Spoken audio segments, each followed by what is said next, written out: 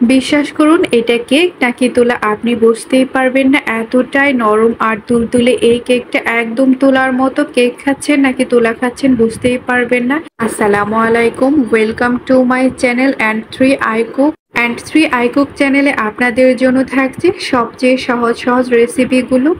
ঘরে থাকা আটা ও ডিম দিয়ে ঘরেই তৈরি করে নিন তুলার মতো নরম তুলতুলে ভ্যানিলা কেক। তাহলে চলুন দেখে নিন। কেকটি তৈরি করার জন্য প্রথমে আমি একটি বোলের মধ্যে রুম টেম্পারেচারে থাকা 2টি ডিম নিয়ে নিচ্ছি। অবশ্যই কিন্তু রুম টেম্পারেচারে থাকা 2টি ডিম নিতে হবে।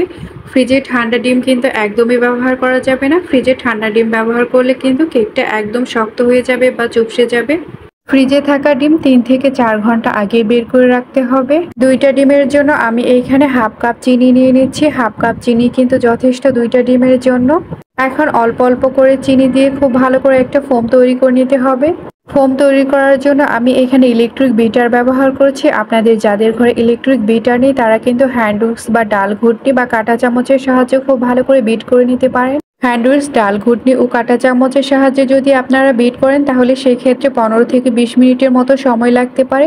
এখন ইলেকট্রিক বিটারের সাহায্যে 4 থেকে 5 মিনিট খুব ভালো করে বিট করে নেব। চিনিটা কিন্তু আমি একবারে ব্যবহার করিনি, অল্প অল্প করে দিয়ে এরপর বিট করে নিয়েছি। একেবারে চিনিটা দিলে সেই চিনি থেকে কিন্তু পানি ছেড়ে দেবে, ভালো একটা ফোম তৈরি হবে না।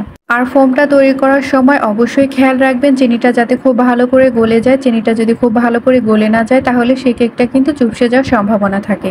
খুব ভালো করে বিট করে নেওয়া হয়ে গেছে, দেখতেই পাচ্ছেন ফোমটাও কিন্তু তৈরি হয়ে গেছে। আমার বিট করতে প্রায় 4 থেকে 5 মিনিটের মতো সময় লেগেছে। 1/4 কাপ রান্না করা রেগুলার সাদা তেলটা দিয়ে দিচ্ছি। খুব বেশি তেল ব্যবহার করবেন না, এতে করেও কিন্তু কেকটা চুপসে যায়। 1 চা চামচ ভ্যানিলা এসেন্স দিয়ে দিচ্ছি। আপনারা অনেকেই জানেন না ভ্যানিলা এসেন্সটা কি কারণে দেওয়া হয়।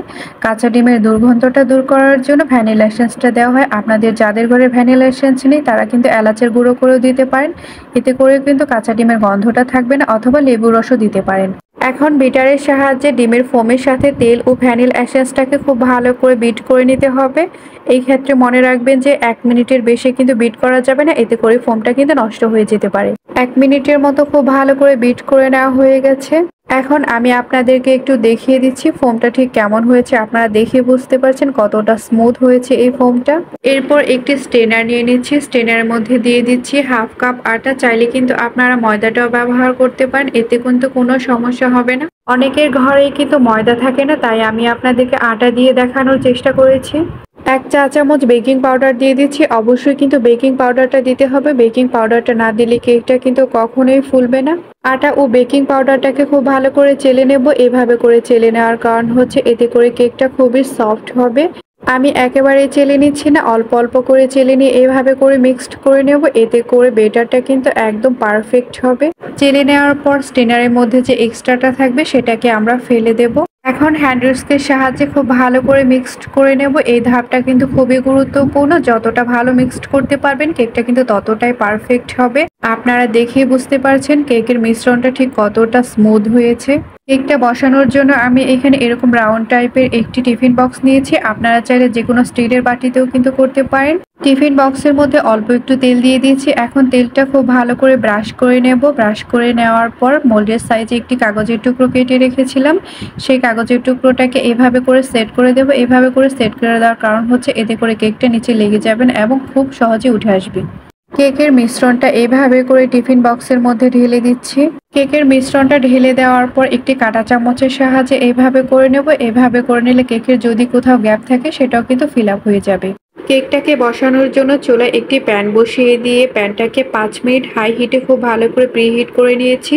এরপর ঢাকনা খুলে এভাবে করে টিফিন বক্সটা বসিয়ে দিচ্ছি। টিফিন বক্সটা বসিয়ে দেওয়ার পর ঢাকনা দিয়ে দেব। ঢাকনা দিয়ে চুলার আঁচটা একদম লো হিটে রেখে 50 মিনিটের মতো চুলায় রেখে দেব। আমরা অনেকেই আছি কেকটা হয়েছে কিনা দেখার জন্য বারবার চেক করি, এই ভুলটি কখনোই করবে না, এতে করেও কিন্তু কেকটা চুপসে যায়। 50 মিনিট হয়ে গেছে, এখন আমি ঢাকনাটা খুলে দেখাচ্ছি। কেকটা কিন্তু একদম পারফেক্ট হয়েছে। এখন একটি কাঁটা চামচের সাহায্যে এইভাবে করে চেক করে নেব। কাঁটা চামচটি যদি ক্লিন আসে তাহলে বুঝতে পারবো কেকটি একদম পারফেক্ট হয়েছে। এই অবস্থায় কেকটি কিন্তু খুবই গরম, তাই কেকটাকে খুব ভালো করে ঠান্ডা করে নামিয়ে নেব। কেকটাকে খুব ভালো করে ঠান্ডা করে নামিয়ে নিয়েছি। এখন একটি ছুরির সাহায্যে কেকের চারপাশে এইভাবে করে কেটে দিচ্ছি, এতে করে কেকটা কিন্তু খুব সহজে বের হয়ে আসবে। কেকের চারপাশে খুব ভালো করে কেটে নেওয়ার পর আমি একটি প্লেটের মধ্যে কেকটাকে এভাবে করে নিয়ে নিচ্ছি। এরপর কেকের উপরে যে কাগজের টুকরোটা আছে সেটাকে এভাবে করে উঠিয়ে নেব। এখন আমি আপনাদেরকে কেকটা একটু কেটে দেখাচ্ছি ঠিক কেমন হয়েছে। আপনারা দেখেই বুঝতে পারছেন কেকটা ঠিক কতটা পারফেক্ট হয়েছে। কেকটা এতটাই নরম আর তুলতুলে বলার কিন্তু অপেক্ষা রাখে না। আপনারা দেখেই বুঝতে পারছেন কেকটা ঠিক কতটা নরম আর তুলতুলে। এই কেকটা খেতে কিন্তু ভীষণ মজার। আর হ্যাঁ, যদি আমার এই কেকের রেসিপিটি আপনাদের ভালো লাগে তাহলে অবশ্যই লাইক, কমেন্ট এবং শেয়ার করবেন। ইউটিউব থেকে দেখে থাকলে কিন্তু সাবস্ক্রাইব করবেন আর ফেসবুক পেজ থেকে দেখে থাকলে কিন্তু ফলো করবেন। আর আমার এই ভিডিওটি দেখার জন্য আপনাদের সবাইকে অনেক অনেক ধন্যবাদ।